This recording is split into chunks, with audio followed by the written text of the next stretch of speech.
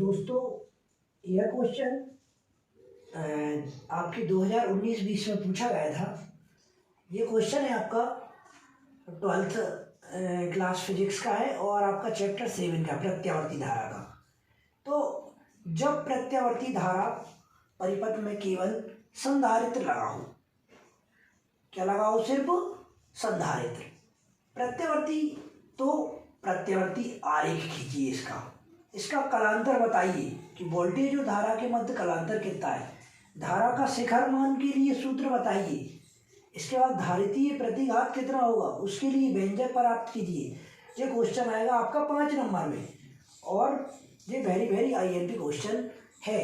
ठीक है, तो क्या करते हैं हम सबसे पहले कि जब इसका डायग्राम बना लेते हैं। सबसे पहले हम क्या कर देंगे, प्रत्यावर्ती स्रोत जोड़ देंगे और इसके बाद इसकी दूसरी ओर जो है एक संधारित्र लगा देंगे।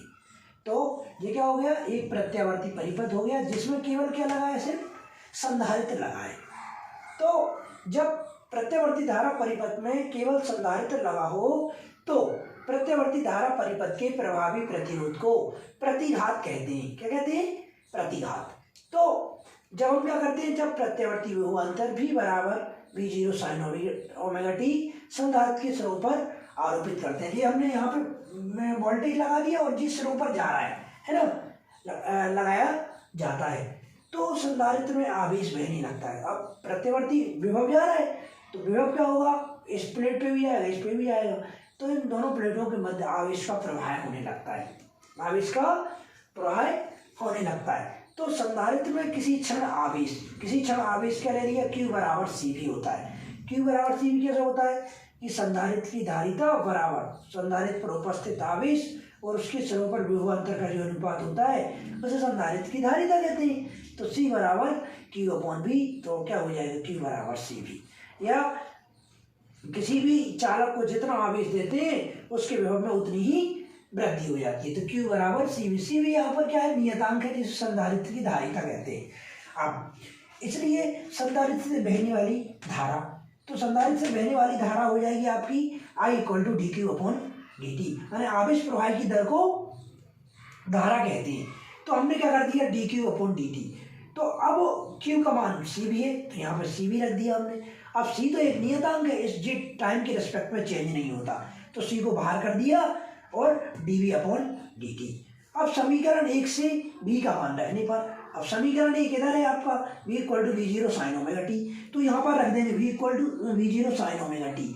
अब क्या होगा, I = अब V का होगा नहीं V0 का, तो इसको बाहर निकाल दिया, CV0 dy/dt of sin omega T. dy/dt का मतलब होता है अवकलन।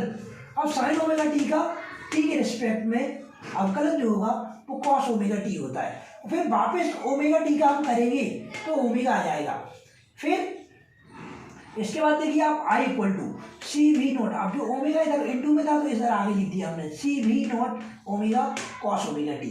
I = CV0 omega sin omega. अब इसको क्या देखो, cos थीटा के लिए हम ऐसा लिख सकते हैं sin 90 + थीटा, तो sin 90 + थीटा मतलब cos थीटा, तो ऐसे ही cos ओमेगा टी के लिए लिख सकते हैं हम CV omega sin omega T + π/2।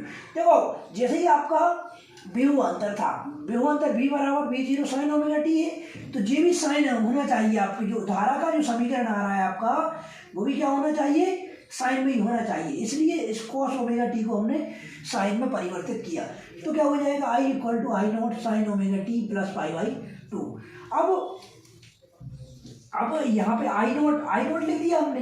I0 की वैल्यू क्या होगी, CV0 ओमेगा, तो I0 = CV0 ओमेगा, माने I0 जो है वो धारा का शिखर मान है। ठीक है, और ये आपका धारा का मान है। ठीक है, इसके बाद अब हमने I0 को इसके बटे में पहुंचा दिया, V0 के, तो V0/I, और ओमेगा उसी इंटू में है तो इसके बटे में आया 1/ओमेगा C। इनको क्या कर दिया हमने, थोड़ा पलट के लिख दिया, माने V0/I0। जब प्रत्यावर्ती परिपथ में केवल क्या लगा हो, संधारित्र लगा हो, तो उसके सिरों के मध्य आरोपित विभवांतर और प्राप्त धारा के अनुपात जो है वो क्या कहलाता है, आपका धारितीय प्रतिघात कहलाता है। इसलिए इसको XC के द्वारा व्यक्त कर दिया, XC = V0/I0 = अब जी 1/ओमेगा सी के बराबर B naught upon I naught, तो इधर रख दिए 1/ओमेगा सी। अब ओमेगा बराबर होता है 2πf, ठीक है, कोणीय आवृत्ति और रेखीय आवृत्ति में संबंध होता है, ओमेगा इक्वल टू 2πf, तो यहाँ पर रख दी 2πfc, तो xc इज इक्वल टू 1/ओमेगा C is equal to 1/2πfc।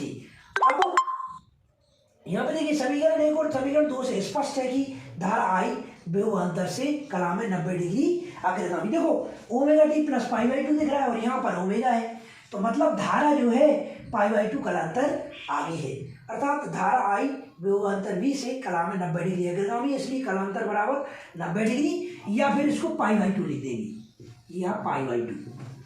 बस दोस्तों यह क्वेश्चन 5 नंबर में पूछा जा सकता है, पिछले पेपर्स में भी पूछा गया है, बहुत इंपॉर्टेंट है, IMP है, कर सकते हैं आप इसको।